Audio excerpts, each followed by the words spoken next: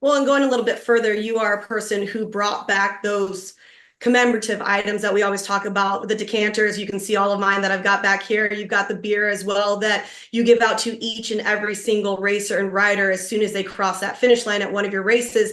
And I think that's really kind of cool. And so not only are you bringing beer companies, wine companies, different types of companies into that racing world, what does it mean to you, and why is it so special to bring back the things like the decanters that you see, the beer, the wine, to showcase something that is going on at one of your races?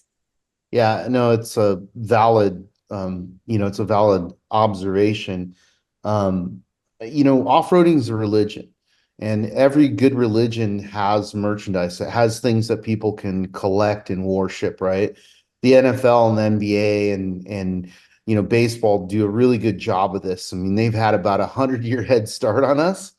But I think it's really important for people to walk away with something that's tangible and, be able to put it on their wall, put it up in their house, put it in their bar. It shows a little bit of who they are, right? And if we're not producing those items, then we're not allowing them to really consume the culture, right? And it even comes down to clothing and merchandise, right? The thing that used to drive me crazy is I would go to off-road events and I remember teasing Steve Menzies about it of he was head to toe Quicksilver, right? And I'm like, man, you don't even surf. Why are you wearing Quicksilver? And it was because that was all that was available, right?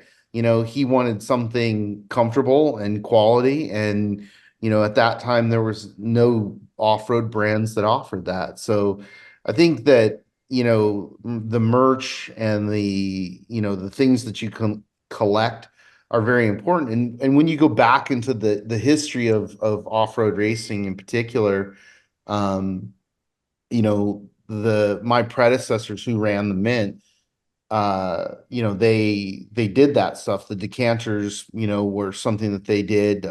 They had branded wine, branded alcohol, as the jackets that you collect, etc. So, I think in order to really activate fans, you got to give them stuff to be fans, right? So, and I honestly, I feel like we're just getting started. I mean, we're always trying to come up with new things for different races, like California 300. We have custom skateboards. Parker, we're working on doing some custom stuff for that. Now the Reno 600, we've got to come up with some cool stuff for that. So, it's really just giving people, things that they can consume.